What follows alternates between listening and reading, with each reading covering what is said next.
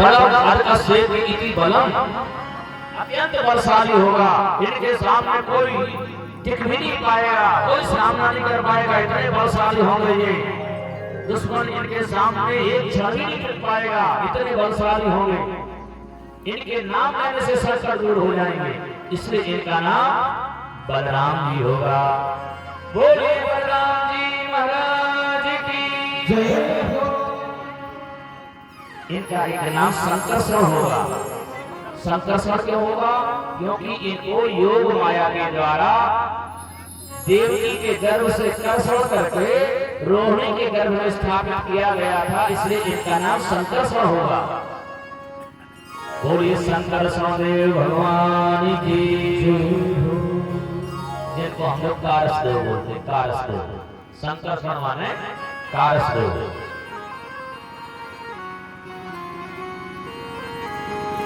इनका नाम हलधर होगा, क्योंकि हाथ में हल और मूसल लेकर के चलेंगे, इसलिए इनको लोग हलधर बोलेंगे, हलधर भैया।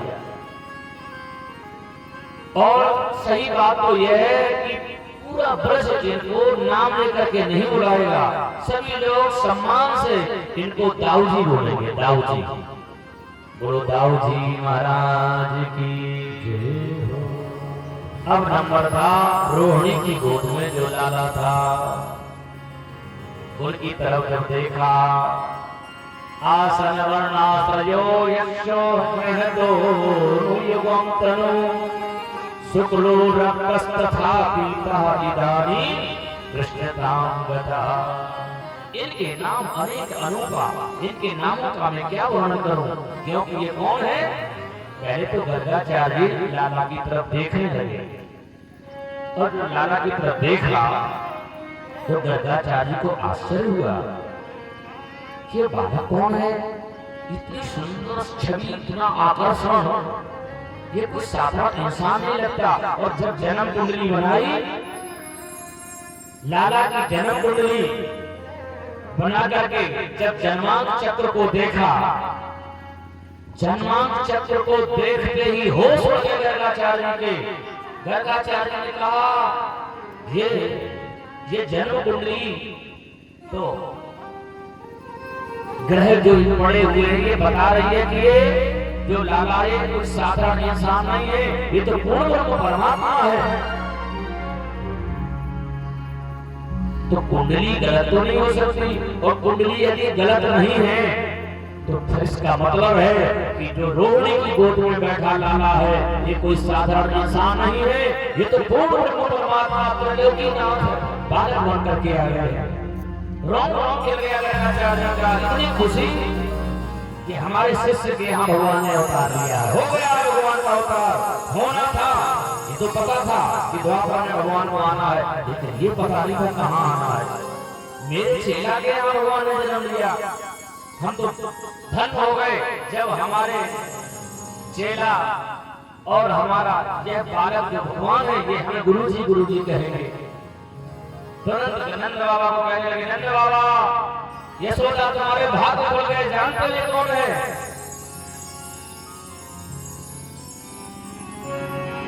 बताने जा रहे थे, कन्हैया ने सोचा, लाला ने सोचा, अरे ये बाबा यदि मेरा भेद बता देगा तो फिर तो हम बड़े चक्कर में पड़ जाएंगे। यदि बता दिया कि मैं भगवान हूँ तो बाबा सालग्राम की पूजा करते हैं ना, जो बटैया धरे सालग्राम की, इनको तो उठा के फेंकेंगे यमुना जी में, और सिंहासन में बटैया की जगह हमें पधरा देंगे। और सुबह शाम बस 2 अगरबत्ती की आरती और चिरौनी नाने को भोग लगवा शुरू हो जाए। तो हम इसलिए थोड़ी ना आए हैं। सो भगवान ने गुरु जी की तरफ देखा, और जैसे ही सरकार ने आंखों में माने बातें हो गई, आंखें भी बोलती हैं, आंखों में इशारों में बात हो गई। बांके बिहारी की, बांके बिहारी की अखियाँ जादू कर गई।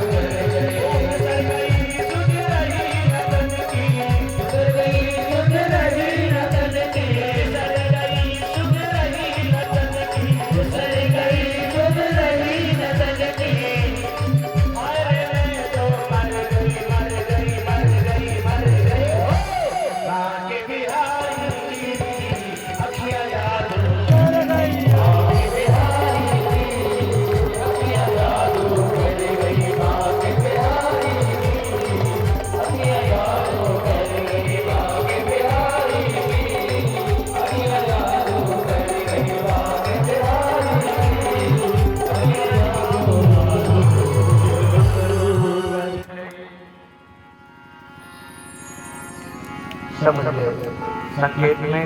और गर्गाचार्य ने क्या कहा? आसंगनाश्रयो ग्रहतो युगंतम शुक्लो रक्तस्तथा पीतः इदानीं कृष्णतां गतः।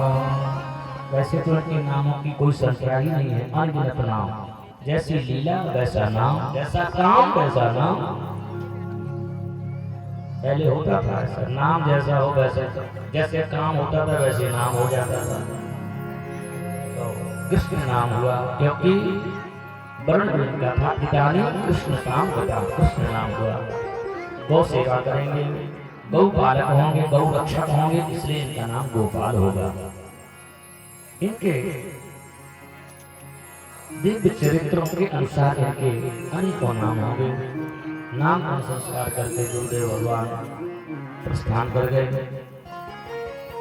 यशोदा जी ने कभी अपने लाला को कृष्ण कह के नहीं बुलाया, बोलते नहीं बनता था, कृष्ण कहते नहीं बनता था। इसलिए कहते भैया जब तक शरीर स्वस्थ है, शरीर बढ़िया ठीक ठाक है, तब तक मेकअप कर लो, खूब जितना करना मेकअप शेकअप कर लो, क्योंकि बाद में तो फिर चेकअप का जमाना आएगा। फिर तो चेकअप कराते रहोगे, मेकअप का तो गया जमाना। समय के अनुसार ही दांत हैं, जब तक खूब आनंद ले लो, राम राम बोलो, नहीं तो बाद में तो राम राम निकल नहीं है मौसम, बोलो राम राम निकल है राम राम। समय रहते ही सब कुछ कर लो, नहीं तो वृद्धावस्था तो अंगम गलितम परितम मुन्नम दशतीनम जातम कंडम वृद्धो याति धीत्वा दंडम तदप्य मुंचत आशा पिंडम। मैया ने बता इतनी उम्र हो गई, कृष्ण कहाँ बोलते बनेगा, तो क्या कहती थी? कनुआ, कनुआ बोलती थी लाला को, कनुआ। बलराम जी को क्या बोलती थी? बलुआ, बलुआ। मैया जब बुलाती थी क्या कहती थी? कनुआ कह कह बोलत मैया, परम मुदित मन लेत बलैया। कनुआ हे बलुआ, हे कनुआ। कनुआ बलुआ ने कहा कि कृष्ण बलराम दौड़े चले जाते थे। भगवान को कोई नहीं बुला सकता, केवल भक्ति और भाव से भगवान दौड़े चले जाते हैं। किसी भी नाम से बुलाओ भगवान दौड़े चले जाएंगे। सहस्रनामों से भी जो नहीं आता है वो आपके भाव भरे। हम लोग बुलाते तो हैं लेकिन उनमें भाव नहीं होता, उसमें प्यार नहीं होता, उसमें श्रद्धा नहीं होती है। याद रखना, कभी भी कोई भजन गाओ ना तो भजन के अनुसार भाव होना चाहिए। हम क्या गा रहे हैं यही पता नहीं, रामायण का पाठ कर रहे हैं, पता ही नहीं कौन सा प्रसंग चल रहा है, उस पर भी ध्यान रखो। बड़ी सुंदर बाल लीला की प्रभु ने। और जब प्रभु घुटनों के बल चलने लगे, दाऊ भैया एक साल बड़े थे, वो दीवार पकड़ के खड़े होने लगे। कभी लाला को कहते तू खड़ा हो, तो लाला भी धीरे से दीवार पकड़ करके खड़े हो, थोड़ी देर तक खड़े, फिर खड़ा से गिर जाए, फिर खड़े हो, फिर गिर जाए। मैया देख देख करके बड़ी प्रसन्न होती थी। कभी उस मणिमय खंभे में अपने स्वयं की परछाई देख करके सोचते थे अरे ये कौन है, फिर अपनी परछाई देख करके ऐसे आंखें निकालते थे, तो उसमें भी ऐसे आंखें निकाले। तो लाला को बड़ी गुस्सा है, कभी जीत दिखा तो भी जीत दिखा, वो ऐसा करे तो उधर से वैसा करे। जैसे कभी देखना आंगन में कभी शीशा टांग देते ना, तो कभी कभी कोई चिड़िया आकर के उसमें चोंच मारती है, देखा? शीशा में ऐना में कोई चिड़िया आकर के ऐसा ठोकर मारती है, क्यों मारती है वो?